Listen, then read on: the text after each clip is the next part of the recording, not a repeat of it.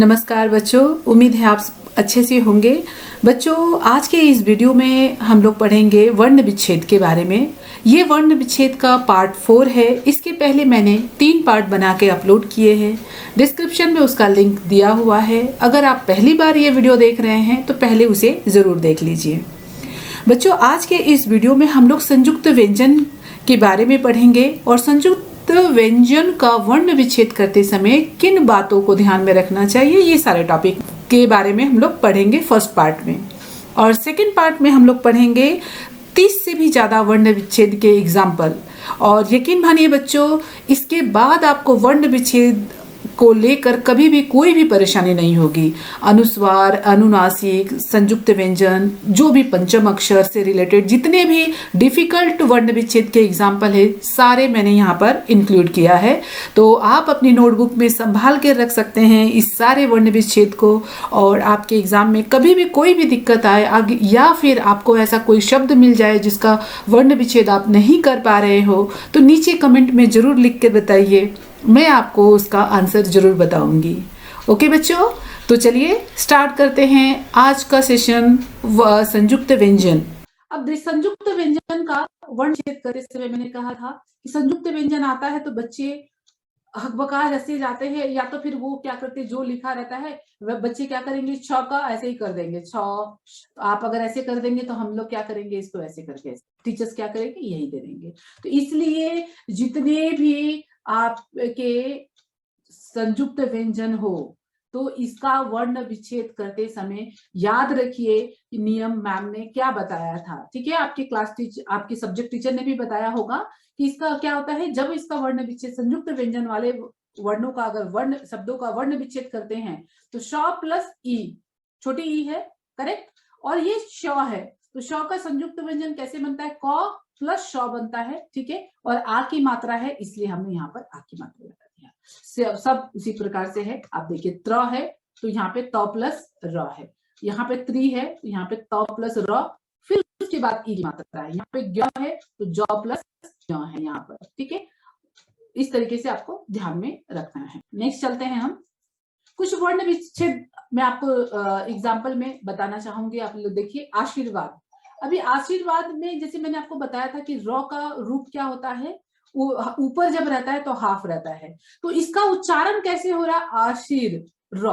तो ये इसके बाद में आ रहा है, बीच में आ रहा है, तो जिसके बाद आएगा इसका उच्चारण, उसके बाद वाले वर्ण के ऊपर यहाँ पर ये र के रूप में पड़ जाता है। बहुत सारी जगह पे आप क्या करेंगे, बच्चे ज्यादातर गलतियां कहाँ करते हैं, आशीर्वाद। शुद्धि अशुद्धि लेखन में भी आता है। बड़े बड़े जो टीचर्स भी अगर कुछ कॉम्पिटिटिव एग्जाम देते हैं तो वहां पर ये श्रृंगार, आशीर्वाद, ये ऐसे शब्द होते ही हैं थोड़े से, तो और डराने के लिए। तो इसका क्या होगा, तो इसका सही रूप जो है आशीर्वाद इस तरीके से लिखेंगे। समझा बच्चों, ये व के ऊपर र का मात्रा आएगा, न कि श के साथ आएगा। श के साथ आएगा तो इसका उच्चारण कहाँ हो जाएगा, आ के बाद, तो वो प्रोनाउंसिएशन पूरा ही गलत हो जाएगा। तो आ प्लस आ की, आ क्या है, स्वर है, इसलिए इसके नीचे हल नहीं लगेगा। और शी, तो श के ऊपर बड़ी की मात्रा, फिर र ऊपर है तो क्या होगा, हाफ है स्वर के बिना, फिर वा, तो व प्लस आ, द प्लस अ। बाकी सारे वर्ण विच्छेद आप लोग देखिए, जो डिफिकल्ट है वो मैं खाली आपको बताऊंगी। शुद्ध, अभी द के नीचे ध है, मतलब क्या हुआ, आपको मैंने पहले क्या बताया था, जो ऊपर वर्ण लिखा है वो क्या है, हाफ होता है, जो नीचे वर्ण लिखा रहता है वो पूरा होता है। इस प्रकार से होगा ये। ठीक है, शुद्ध द ध का।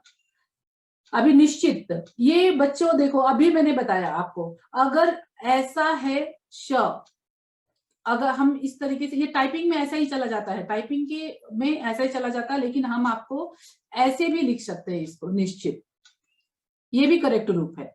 और टाइपिंग करते समय हमारा ऐसे भी लिख चला जाता है। तो जब वर्ण विच्छेद इसका अगर हम करेंगे, इसका भी वर्ण विच्छेद करेंगे तो ये श लिखेंगे। छोटी छोटी बातें हैं बच्चों, लेकिन इसको ध्यान में बहुत रखना पड़ता है। और बाकी जो भी दिख रहा है, ये हाफ व है, तो व के नीचे हल और अ नहीं है इसके साथ, और अंकित अ के डॉट है, लेकिन इसके डॉट के बाद क्या है, क है, तो क का पांचवा अक्षर क, ख, ग, घ, अंग आता है। तो पंचम अक्षर को हमें क्या करना है, यहाँ पे प्रयोग करना है। तो अनुस्वार वाले नियम भी बता दिए, अभी जहां अनुनासिक के शब्द आएंगे वहां पर भी बता दूंगी।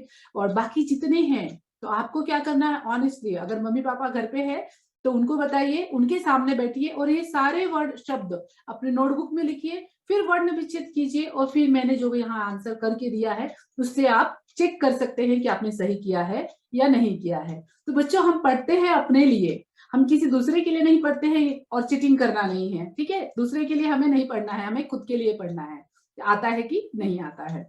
तो ऑनेस्टली आप कीजिए और यहाँ पे आप बताइए कमेंट में लिखकर कि मैम हमको समझ में आया है।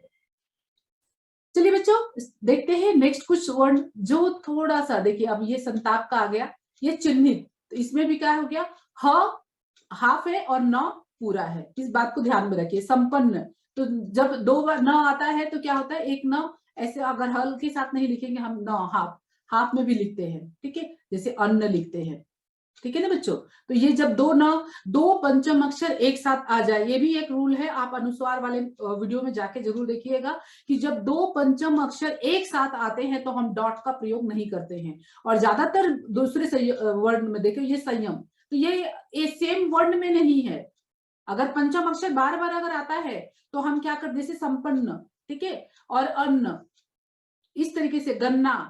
तो जब पंचम अक्षर, ये नौ क्या है, पंचम अक्षर है, ठीक है ना, अम्मा, तो ये म पंचम अक्षर है।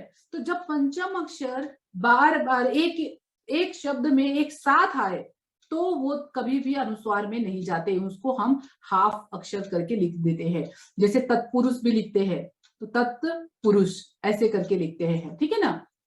तो इस तरीके से आपको ध्यान में रखना है। अभी संरक्षण है, चांद है, अब ये देखिए चौ प्लस आ ऐसे लिखा है, और इसको हम क्या कर सकते हैं दूसरे रूप में, चौ प्लस, जब ये बच्चे देखिए छोटे बच्चों के लिए हिसाब से भी बनाया है मैंने कि अब छोटे बच्चे देख रहे हैं तो दोनों भी पॉइंट को क्लियर करना बहुत जरूरी है, वीडियो कौन देख रहा है। तो चौ प्लस आ भी अगर छोटे बच्चे लिखते हैं, फोर्थ फिफ्थ वाले बच्चे, तो वो भी करेक्ट माना जाता है। लेकिन इसका वास्तविक रूप क्या होगा, चौ प्लस आ प्लस चंद्र बिंदु, सही है। बाकी का जो ये सब तो सिंपल हो गया, अब आप लोग के लिए बहुत इजी है।